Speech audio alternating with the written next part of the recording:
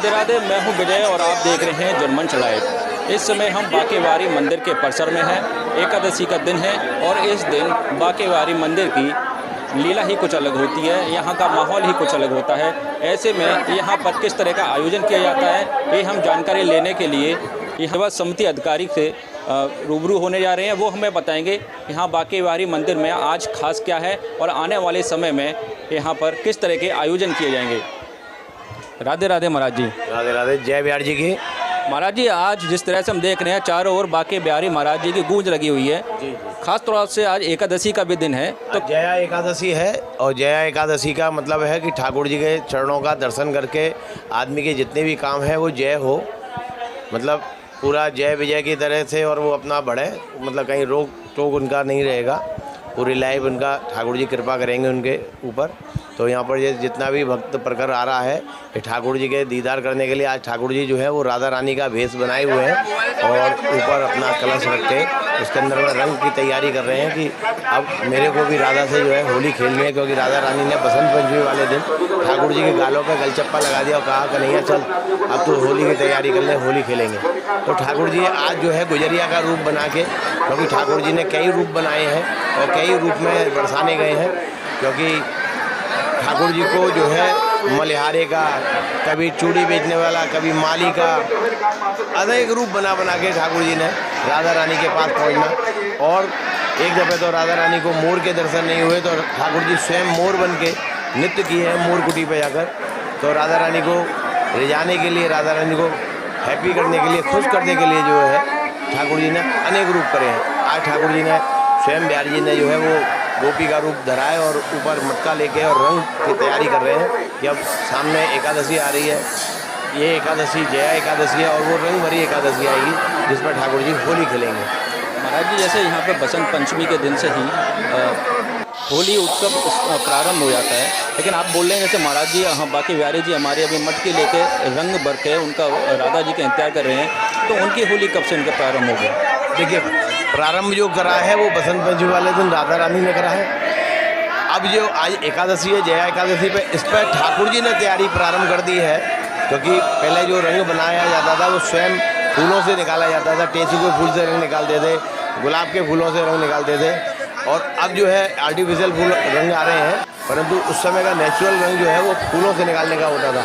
तो ठाकुर जी ने तैयारी कर ली है, अब मटकियों में अपने में रंग भरना चालू कर दिया। ठाकुर जी कह रहे हैं ग्वाल वालों से कि अब चल होली की तैयारी हो गई पूरी। अब ठाकुर जी बरसाने के लिए, कूच करने के लिए तैयारी कर रहे हैं, क्योंकि सबरा लश्कर जो है ग्वाल वालों का रंग गुलाल को सबको लेके ठाकुर जी राधा रानी के महल पे रंग खेलने के लिए जा रहे हैं। तो जो 12 तारीख है बरसाने में जो होली होगी, उस दिन जो है सब में पहले जो है वो ठाकुर जी जाएंगे बरसाने, और राधा रानी के गोपियाँ और राधा रानी जो है वो ऊपर से रंग बरसाएंगी। जब रंग बरसाएंगे, जिसने पहले हमला कर दिया उसका रंग जो है वो पहले समाप्त हो गया।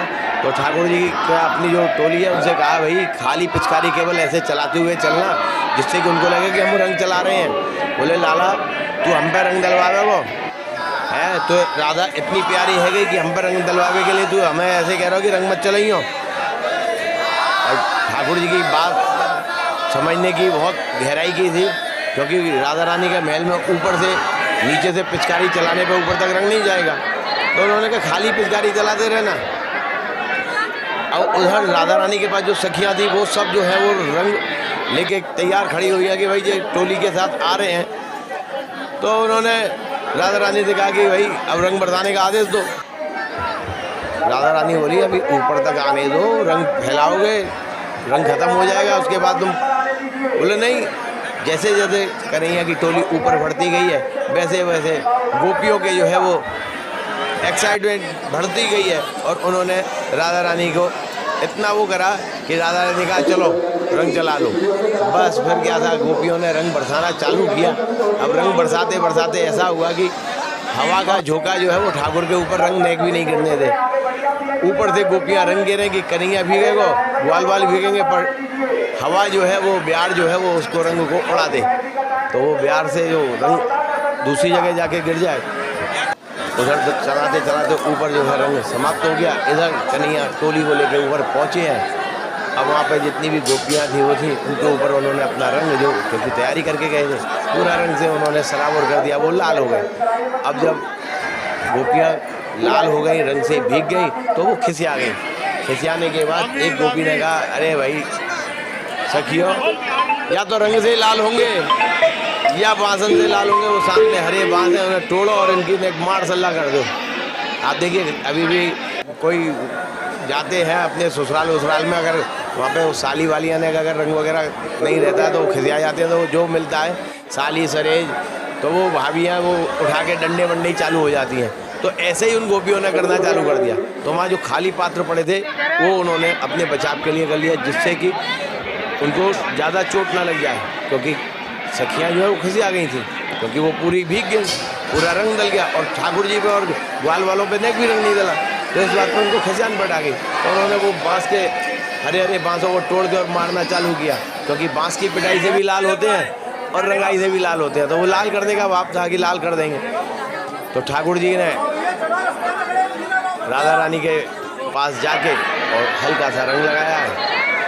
वहाँ पे गोपियों ने लठामार, आप देखेंगे बरसाने में 12 तारीख को लठामार होली इसीलिए प्रारंभ है, और ठाकुर जी अपनी टोली के साथ में होली खेलते हैं। जी, जैसा अभी आपने बताया था, हमारे कान्हा जी ने रंग के दौरान भी अपनी लीला प्रस्तुत करी, तो ऐसी इस दौरान जो रंग महोत्सव यहाँ पे चलता है, किन किन दिनों पे हमें ऐसी लीलाएं देखने को मिलती है, और जैसे लठमार होली, लड्डू होली किस किस दिन पड़ती हैं और कैसे कैसे ये मनाई जाती है? देखिए अभी आपके 12 तारीख को जो है वो है अपना, उससे पहले लड्डू की होली होगी, और उसके बाद फूलों की होली होगी, ठाकुर जी का आपका बोलते हैं टेसू के उसकी होगी, केसर की होली होगी, लपसी की होली होगी। तो अलग अलग दिन अलग अलग होली का आनंद ठाकुर जी को लिया जाएगा। तो बरसाने से प्रारंभ होगी, फिर दूसरे दिन नंदगांव में सबरे बरसाने वाले पहुंचेंगे, और वहाँ नंदगांव की जो गोपियाँ हैं वो वहाँ पे सबसे होली खेलेंगे और लट्ठू बरसाएंगे। उसके बाद में श्री धाम वृंदावन में बिहारी जी के यहाँ से होली प्रारंभ हो जाएगी, प्रातः से होली रहेगी, और यहाँ पे फिर जितने भी भक्त हैं सबके ऊपर रंग डलना प्रारंभ हो जाएगा। जग हो रही ब्रज हो रहा, ये कैसा देश नो घोड़ा, जगत के अंदर तो हो रही है, ब्रज के अंदर जो है वो हो रहा है, जो 1 महीने का होता है, बसंत पंचमी से होलिका दहन तक, और होलिका दहन के बाद में या नहीं, अगर आप ऐसे ही देखें तो कानपुर के अंदर उसके बाद में 7 दिन होली होती है। महाराज जी ये बताएं, जैसे अभी ये इस तरह का यहाँ पे पूरे ब्रज में होली का माहौल होगा, तो ऐसे में कृष्ण भक्त जो यहाँ पे आते हैं वो इनका विशेष लाभ ले सकें, किसी भी तरह की असुविधा ना हो उनको, तो किस तरह का उनको ध्यान रखना चाहिए, वो यहाँ पे आएँ और एक सुखद एहसास, सुखद अनुभूति यहाँ से लेके जाएं? एक तो ये कि वो अपना कीमती सामान लेकर ज़्यादा ना चलें, दूसरा अपने आँखों को बचा के रहें, और भक्तों को यही बोलूँगा कि किसी की आँख पे ना डालें गुलाल, क्योंकि जो आँख है वो बहुत ज़रूरी है, जिससे कि आदमी को आजकल केमिकल के ये रंग आ रहे हैं, गुलाल आ रहे हैं, तो ये मतलब आँखों पे ना डालें। किसी को लगाना है तो प्यार से थोड़ा सा गुलाल लगा दें, माथे पे लगाएं, गालों पे लगाएं, वो तो चलेगा, पर उठा के फेंक देते हैं, आँखों में चला जाता है, उससे बड़ी हानि होती है। तो ये देखिए, ये बाकेवारी मंदिर परिसर में हमारे ठाकुर राजयोग सेवा के सेवाधिकारी थे, जिन्होंने बताया कि जब श्री कृष्ण भगवान आए थे तो उन्होंने रंग महोत्सव अपने राधा से रंग होली खेलने के दौरान भी किस तरह लीला उन्होंने रचाई, उसके बाद किस तरह से यहाँ पे सखियों ने खिंचा कर लठमार होली खेली, जिसके बाद लठमार होली का यहाँ पर प्रचलन हुआ। आप लोगों से भी, कृष्ण भक्तों से भी अनुरोध है, अगर यहाँ पे आएँ तो महाराज जी के बताए हुए थोड़े से विशेष निर्देशों पर थोड़ी सी सावधानी रखें, जिससे कि यहाँ पे आके आप यहाँ के आध्यात्मिक और भौतिक संपदा को ले सकें और सुखद अनुभूति के साथ यहाँ से जा सकें।